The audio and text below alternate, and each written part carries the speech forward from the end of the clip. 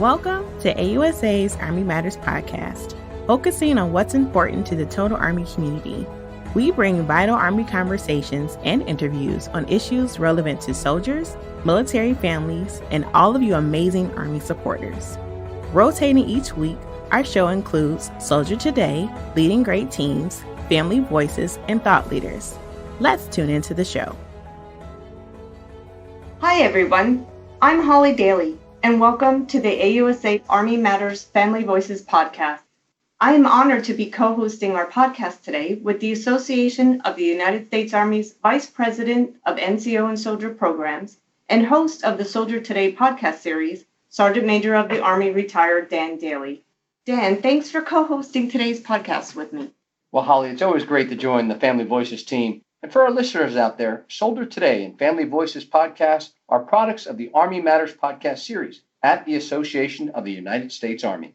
Both Soldier Today and Family Voices focus on those topics that are relevant and needed by our soldiers and their families serving the regular Army, the Army National Guard, and the Army Reserve. Thanks, Dan. Dan and I are honored to welcome to our podcast today Lieutenant General Jason Evans from Army's G9. Welcome, Lieutenant General Evans, and thank you for joining us today. Holly, it's really a privilege and it's great to be here. And first, let me thank you and SMA Dailey for your lifelong commitment to soldiers and their families as you did in the Army. And thank you for that continued commitment to our soldiers and their family and their quality of life in your AUSA capacity. Well, thank you, sir. We're honored and privileged to be soldiers for life. And we want to thank you for your incredible service, but most of all, for what you do for our families. And it's great for our listeners to hear about some of that today. To get started, would you mind telling our listeners a bit about yourself? Thanks, Holly. And as it would be for a lot of our service members and their families, my wife and I, we've simply had a lifelong commitment to the military. I grew up as an Air Force dependent, as my wife did, and that's where we met, Offutt Air Force Base in Nebraska, a long time ago. And so we've got 3 kids and 4 grandchildren. So we've lived around the world, and we see it as in the Army, we've done it a second time. We've been on Air Force installations and Army installations, and we've experienced youth sports, youth services, CDCs, teen clubs, and all the clubs back in the day when they had the enlisted and officers clubs. And so we've had the full experience of what installations provide in terms of quality of life. So I'm really ecstatic about the opportunity to be here today. For our listeners who are not familiar with what you do in the G9 and what the G9's mission is, can you give us some background information and what is included in the G9 portfolio? Sure. Really, G9, formerly known as Assistant Chief of Staff of Installation Management. And so really not much changed in terms of the mission of the G9 versus what was done in AUSA. So back in 2018, then the Army senior leaders implemented the Installation Enterprise reform, which essentially put Army Material Command, a 4-star headquarters, in charge of IMCOM, Installation Management Command, where I've had the opportunity to serve as a 1-star, and I had an opportunity to be a garrison commander at the colonel level. What that really meant is relationships changed a little bit. We didn't go directly to IMCOM. So our primary interface is with Army Material Command as we work through quality of life issues. And really the DCSG9, we have a wide breadth of things we're responsible for. We do have a soldier and family readiness program or directorate, which we really converted to the quality of life task force. And I'll talk a little bit about that later on as I go through what the rest of the G9 does. We have an Installation Services Directorate, which is headed by an SES Tier 2, and they have an environmental division. We're responsible for the 26 BRAC installations. We have an Army Housing Division. We have a Logistics and Service Division that includes things like NTVs and landfills and wildfire prevention.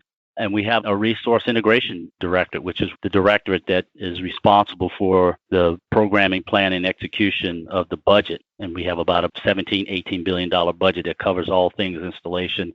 And we have an Information Technology Directorate that really oversees about 121 business systems that support installations around the world.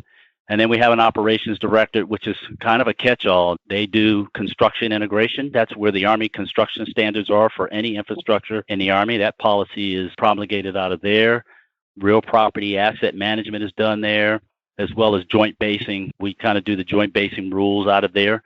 And we also work the energy and facilities engineering. So energy saving programs that you may have heard about on installations or privatization, we worked the policy for that, which brings us to the Quality Life Task Force, which we converted as a result of the Chief of Staff of the Army when he did his transition assessment as the chief. He went out to the Army and assessed what people were looking for, what people needed, what did they not have, what did they need more of in terms of quality of life.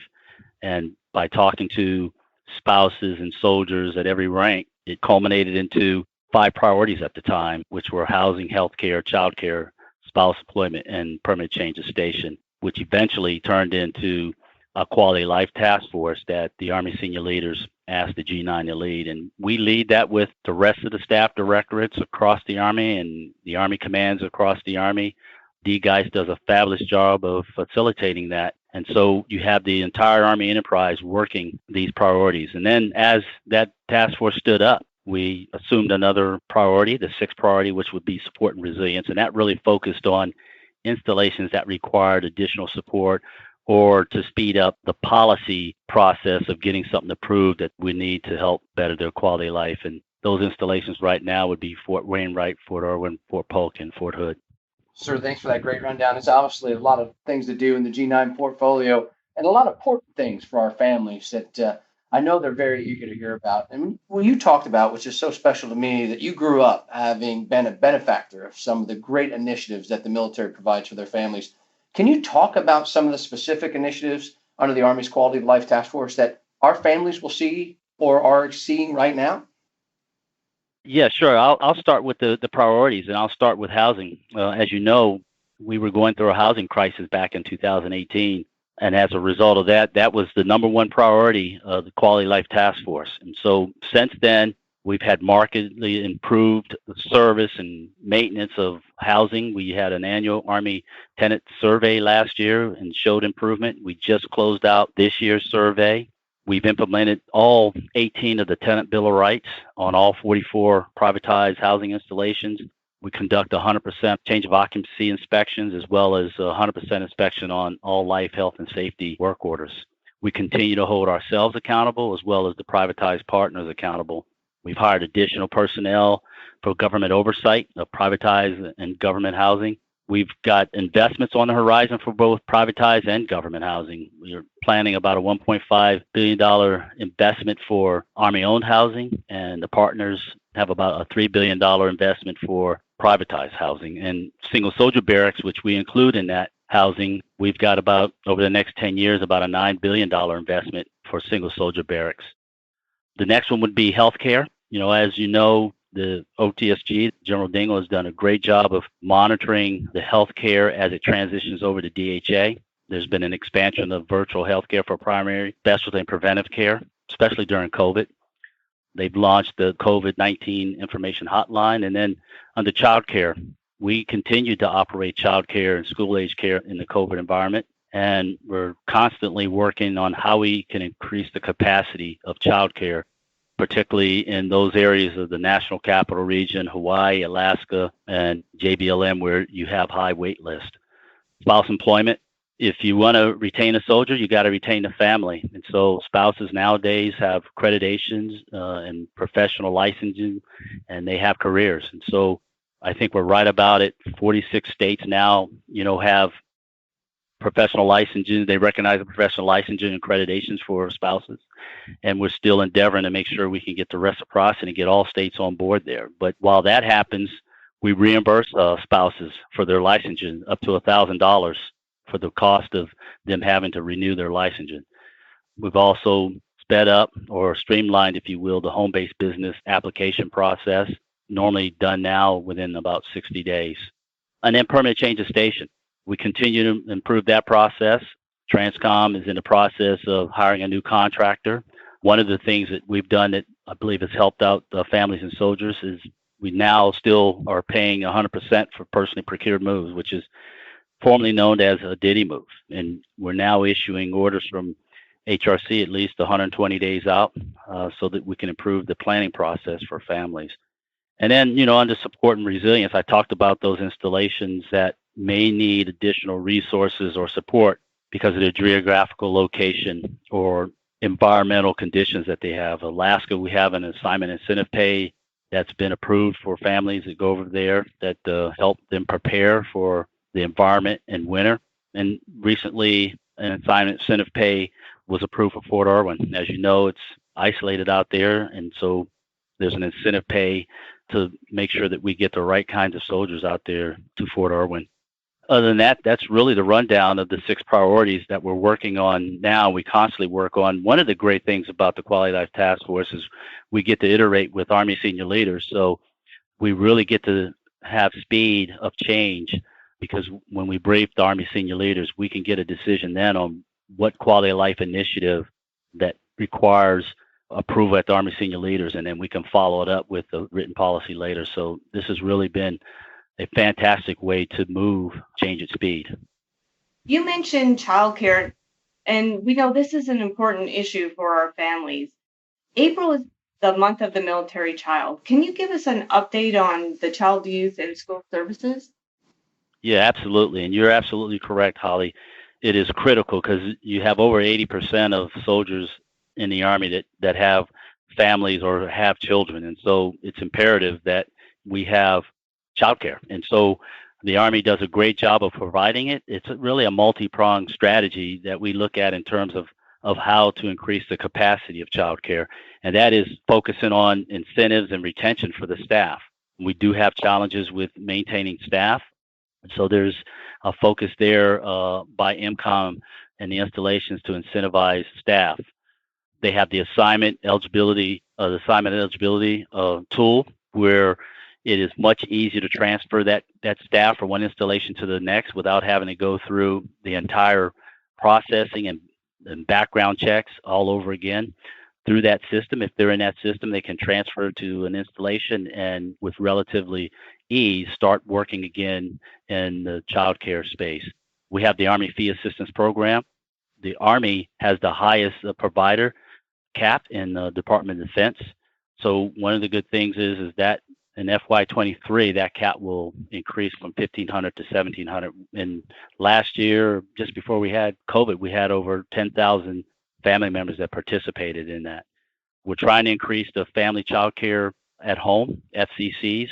Presently, we have about 151 that participate in that. We're trying to increase that to 251, and we incentivize that as well. Those that get in that program can be incentivized by $1,000, and those that will PCS and stay in that program, they can be incentivized to stay in that program for $1,000. We're also participating in a 2-year DoD pilot in Maryland and Virginia to increase the number of accredited care providers on the outside. And the Army has a higher accreditation rate than we do on the outside. We normally maintain about a 96% accreditation rate, where it's much lower on the outside. So this pilot is to help providers on the outside come up to the Army standard so we can increase capacity that way. Over the next till FY26, there's about 9 CDCs in the works for military construction to build 9 CDCs. 2 will be underway in terms of awarding a contract in Hawaii, where we have a high wait list. Those contracts are expected to be let in late April, early May. Well, sir, it sounds like there's some incredible effort and energy, and most importantly, resources going into taking care of our soldiers and their families, especially our children. And, I've always said we recruit soldiers, but we retain families. And this is what helps us retain our great Army families. We're going to take a quick break, and we'll get back to the next topic in just a moment. Did you know, as a member of AUSA, you have access to many benefits? From car rental to entertainment discounts, the opportunities are ample. Visit ausa.org/benefits to learn more. Sir, specifically, some of our children, our military children, are part of what is called the Exceptional Family Member Program, or EFMP for short. What is the new EFMP, and how does this new system come about? Yeah, SMA, no, you're absolutely right. Your previous comments, I think when it comes to the Army and the audio and video in terms of people first, that's absolutely what the Army is achieving here with the quality of life effort, is putting people first. And to your question about the EFMP, the Enterprise Exceptional Family Member Program, what that is really what we did is we took a step back about a year ago and did a rapid improvement event where we did a top-down review of the EFMP program. And so it's not just about the technology, but it was about, do we have the policy and procedures and business processes right at Echelon? And we found out that there were some things that we could improve in terms of policy and business processes and procedures at Echelon, because as you know, you have MCOM, you have MedCom, you have HRC, all involved in making this work. So what really kind of ties it all together in its own ecosystem is really the Efmp Enterprise. And that's really the technology that we've been able to go out to private industry so that we can have all of those entities, and as well as, and more importantly, our customers, which are the soldiers and families, because the current technology we have now really helps the institution to process. There's no way for a soldier or family to even upload a EFMP application that they may have signed or the company paperwork. But this system will allow them to renew, to digitally sign, and track their EFMP application on their computer or on their phone. Because it's not just an app, it's a website as well. It'll be interoperable with other HR data systems, and eventually it will be interoperable with IPSA. And so this process will allow soldiers, and it would allow the enterprise, it would allow the Army to better see itself. We'll be able to see where an individual is in the process, where their application is in the process. They'll be able to see where it's in the process. It's secure. It's going to use DSN logon, so it's got multi-factor authentication, which is really the standard that Department of Army is using. It'll have 24/7 access. It'll have cloud storage. And so you won't have really the duplication of effort. You won't have families making phone calls and trying to find out where their paperwork is or carrying the paperwork around with them. I had 2 FMPs when I was in, and it was a laborious process by the time you got all the paperwork together and you were carrying it around. All of that will be resident inside of this application. So we think this will really help streamline the process, really help us see ourselves. We'll be able to even manage those cases that are more complex, which I think will help us get left of the assignment cycle. We can identify those that are really with multiple EFMPs or critical EFMPs. We'll be able to get to the left in working assignments for them. Yes, sir. I know our EFMP families are probably excited about this because we all know it's been a great program. It does exactly what it's supposed to do, take care of our exceptional family member programs. But it needed an update, and it needed a digital system to help get it going. So I'm going to ask the question that I know soldiers are going to ask you as you travel around. When's it going to be available, sir? Yeah, great question, SMA. So by the end of this month, if you're in CONUS, you will be able to start using the process. That'll be phase 1. We're looking at OCONUS because we're still mapping out some requirements, because OCONUS, the steps can be more complex and different than what you do in CONUS. But we've been running a pilot, and we've got well over 1,000 people in the pilot, and every month we have about 120 more that join in the pilot. So by the end of this month, if you're in CONUS, you can begin to log in and use and fill out your application and monitor it in this system. Yes, sir. Before we move on, I just got to ask one more, because I know this is very important for our EFMP families. So you said you had about 1,000 in the pilot now. What's some of the feedback you're getting? How are the families embracing this new system? Great. We're getting great feedback because the customer is participating in the process, and they're participating at speed and in real time. They are able to update and fill out and sign an application in the process instead of doing it on paper. Prior to this, even if you filled out the paperwork and you signed it and updated it, there was no way to even upload it. We couldn't even upload it in the current system. So now all of that is done inside the system, and you can see your paperwork as it moves through the process. And of course, they've been able to give us feedback on how we can make it better. Well, that's excellent, sir. And I know it's going to be a well-received program. Sir, shifting gears, and hopefully you have time. I know our listeners know that you're busy based upon the portfolio that you laid out in the beginning of our podcast, but I got to ask the question for our troops out there. One of the big things for me when I was the SMA, it was all about MWR, or morale, welfare, and recreation. Can you give our listeners any updates on any initiatives we're doing in the MWR program? Well, from a strategic standpoint, I'll give you this. And so as part of the People First Task Force, right now we're doing a strategic prevention portfolio. And really, that prevention portfolio is looking at, those things that help us prevent harmful behaviors. And so, for example, suicide, substance abuse, domestic violence, and sexual assault, sexual harassment. And so we're doing an Army-wide prevention portfolio assessment.